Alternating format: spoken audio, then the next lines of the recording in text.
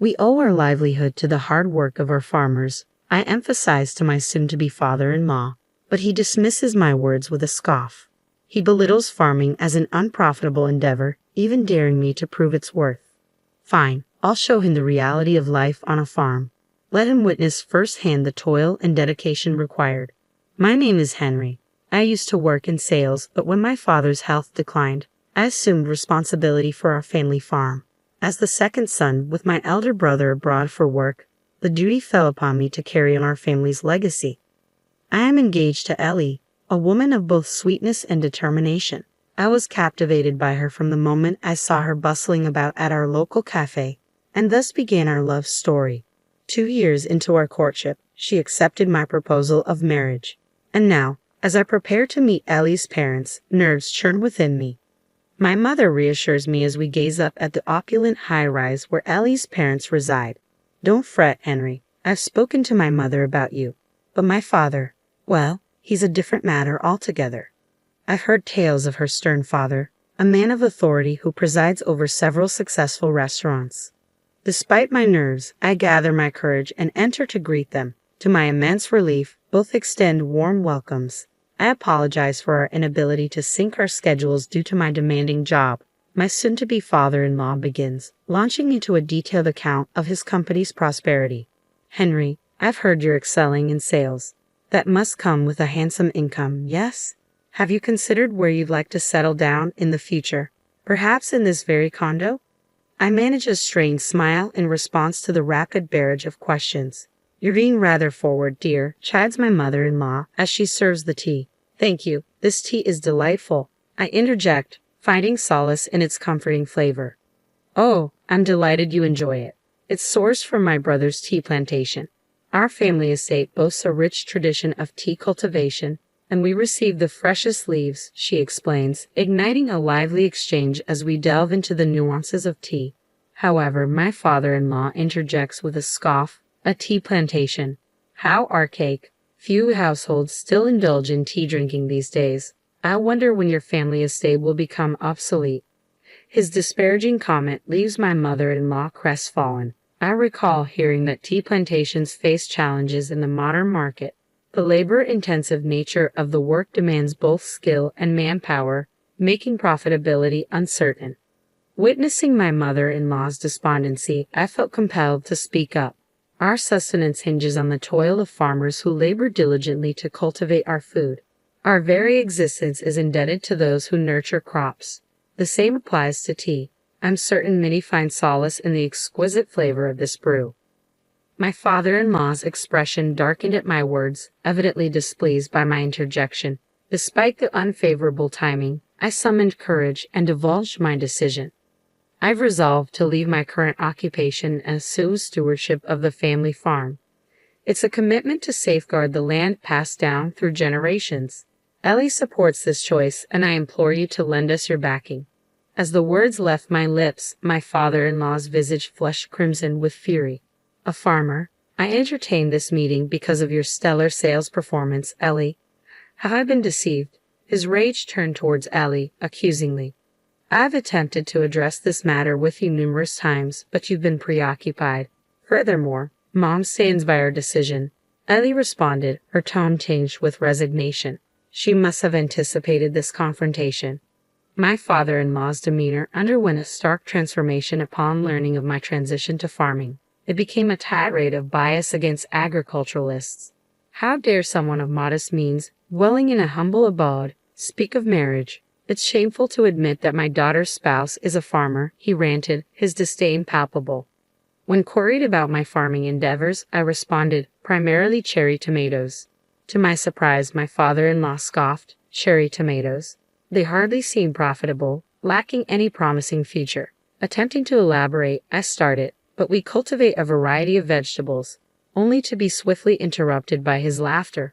Diversifying your crops is a clear indication of minimal profit. He waved off dismissively. No matter my explanations, my father-in-law, having ventured into the restaurant business at a young age and achieved success, remained fixated on profitability. Despite my recent assumption of farm management, I had indeed been contemplating profit margins. Yet, as I endeavored to broach this topic, my father-in-law waved away my efforts with a disinterested shake of his head, evidently not anticipating much from me. I'd be intrigued to witness the farmer's life firsthand. Is your dwelling a humble shack? Do your parents don overalls and straw hats whilst toiling away? He mused sarcastically. His mockery of my home and parents ignited a spark of anger within me, but it was Ellie who vehemently objected. I cannot fathom your mockery of farmers. Your words shame me as your daughter, she retorted, her tone laden with indignation. At the culmination of his tirade, my father-in-law erupted in fury, delivering a slap across Ellie's cheek. My mother-in-law, incensed by his violence against her daughter, voiced her indignation, tears streaming down her cheeks from the sting. Ellie transformed the atmosphere into utter chaos. You reside in this luxurious condo thanks to my efforts. Show some gratitude. I care not whom a daughter like you chooses to marry, he spat venomously. Wrapping my arms around Ellie, who wept from both physical pain and emotional turmoil, I ushered her away from my in-laws' abode. I couldn't pardon my father-in-law for his mockery of farming and for laying a hand on Ellie. Father, it's Henry. I'll be bringing my fiancée and her parents over next time. I phoned my own father, recounting every offensive word uttered by my father-in-law. He's in the restaurant business, correct? He inquired, requesting the name of the establishment. Upon divulging my father-in-law's name and the restaurant's moniker, I proposed, I have an idea, something to address this. When pressed for details, I admitted uncertainty, prompting him to abruptly end the call. Shortly after, my father reached out again. Following our conversation, I promptly sought out certain individuals. Subsequently, Ellie and I paid another visit to my mother-in-law. She expressed regret for my father-in-law's haughty demeanor, revealing that his arrogance had escalated alongside his success in the restaurant industry. His ostentatious move to a high-rise condo was merely a display of superiority over those with lesser earnings. It had become routine for him to deride her family's tea plantation, his extramarital affairs conducted with impunity. My mother-in-law confided in me, bearing it all for the sake of Ellie. I don't wish to burden Ellie and Henry with a divorce, she expressed, her kindness shining through what she considered our well-being. Please don't concern yourselves with us. Think of your own happiness, I reassured her, prompting gratitude and a gentle smile in return. Expressing his desire to support his brother, who had inherited the family's tea plantation, my father-in-law emphasized the significance of preserving the ancestral farm Henry. I refuse to witness the demise of a farm that has been a legacy for generations, he asserted.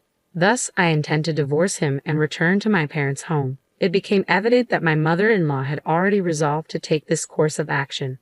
The day arrived when I escorted my in-laws to my parents' residence. Following our plane descent, we embarked on an hour-long drive through sprawling fields and farms. It's astonishing that people inhabit dwellings in such rural settings, my father-in-law remarked disdainfully from the confines of the car.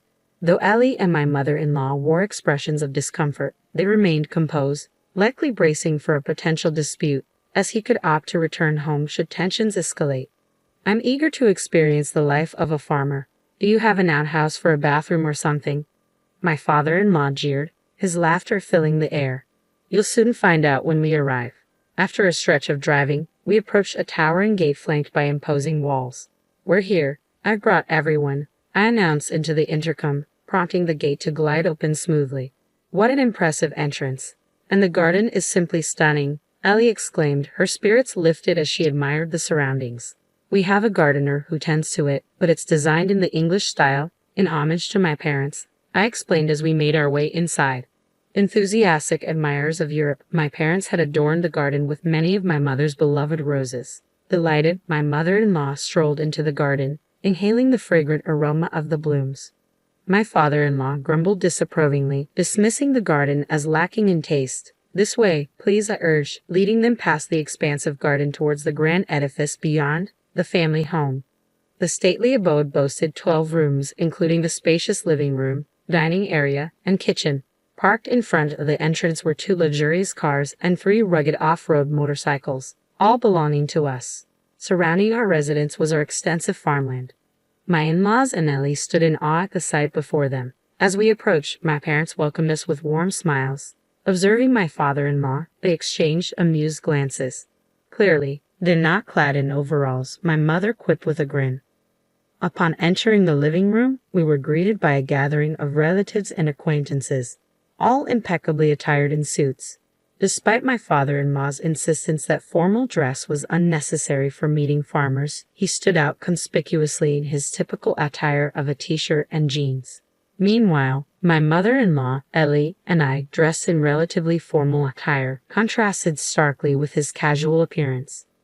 Hello, my father-in-law murmured, his voice tinged with discomfort, his gaze averted in embarrassment. My father proceeded to introduce them to the assembled relatives. This is Ellie, Henry's fiancée, and these are Ellie's parents. It appeared that Ellie's father harbored a significant bias against farmers. Surprised to find our home isn't a ramshackle hut. My father teased slightly. The relative's stares at my father-in-law turned frosty. It seemed he had relayed the story I shared with him to everyone. No, that's not what I meant. He trailed off, flustered. Several men stepped forward, catching my father-in-law off guard. What brings you here? He asked, eyes widening in surprise. We're rather disappointed in you, one of the men stated, directing a reproachful glance at my father-in-law. These individuals were organic farmers who supplied vegetables to the restaurants owned by my father-in-law. Upon hearing the name of the establishment, my father made connections and reached out to these farmers. Having been a farmer himself for many years, my father had a vast network of acquaintances. I had personally met with these farmers and relayed my father-in-law's disparaging remarks. What am I supposed to do if I can't get vegetables? My father-in-law lamented, burying his head in his hands. My father recounted. Why not inquire with Henry? They specialize in organic farming. Despite my father-in-law's ridicule, we had transitioned our focus to organic cultivation in our fields, including cherry tomatoes. Through continuous refinement, we managed to yield exceptionally sweet vegetables, garnering interest from several companies seeking contracts. Turning to me expectantly, my father-in-law was met with a serene smile and a firm refusal. Certainly, we're not interested in pursuing business ventures. Crestfallen, he slouched back, silent. Meanwhile, amidst the subdued atmosphere, my mother-in-law and our parents engaged in animated conversation. I'll bring some fresh tea from my hometown next time, my mother-in-law announced, eliciting excitement from my parents. However, en route back home, my father-in-law erupted in fury. How dare you cancel the deal? Are you trying to bankrupt my business? He bellowed from the rear seat. To be honest, his restaurant's fate held little concern for me, and you, my own wife, failing to defend me. This is why I detest rural women. He directed his ire towards my mother-in-law, feeling ignored by my indifference. Unfazed, my mother-in-law responded calmly, Oh, you prefer urban women, do you? Your current favorite being Mary, isn't that right? Her composed demeanor only seemed to fuel his rage further. A heavy silence engulfed the car as my father-in-law's complexion paled at her revelation. Henry hired a detective. You were discreet, so gathering evidence was straightforward. Please arrange the divorce papers and alimony payments, she declared firmly. Divorce? What nonsense is this? How do you expect to manage without my income? He retorted in disbelief. She divulged her plan to assist her brother with the tea farm he inherited post-divorce. Ha, my father-in-law sneered. A farm teetering on the brink of bankruptcy, isn't it? Very well, I'll grant you a divorce. It's preferable to be with a young woman than to linger with an aging wife. With that, silence enveloped us, thick and suffocating. Upon arrival at the airport, my father-in-law, keen to part ways, strode towards the gate unaccompanied.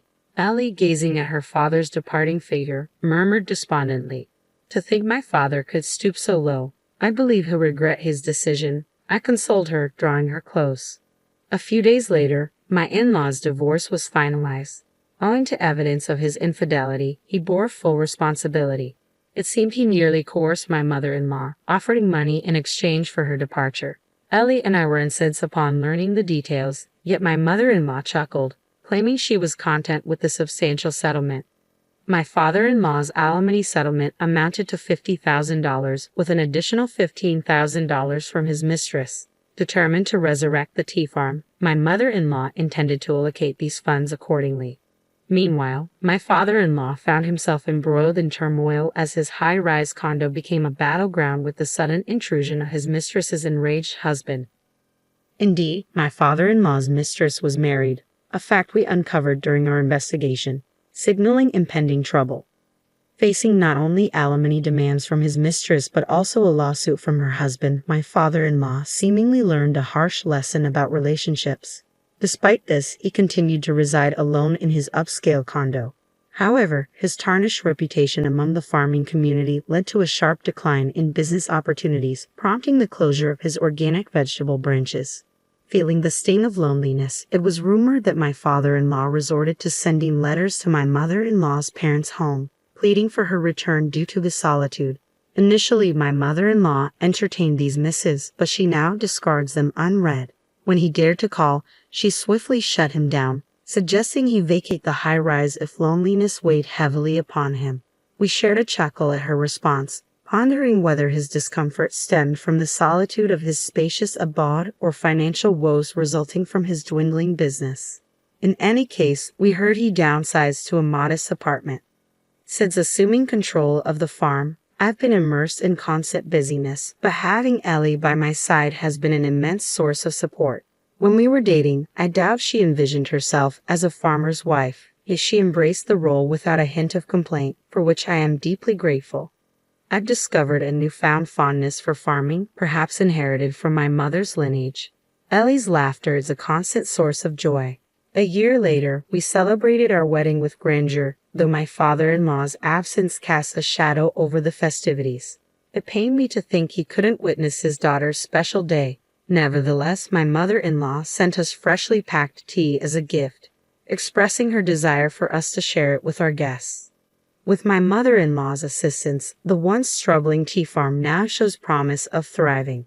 Their tea remains as fragrant and delicious as ever, thanks to her dedication and support.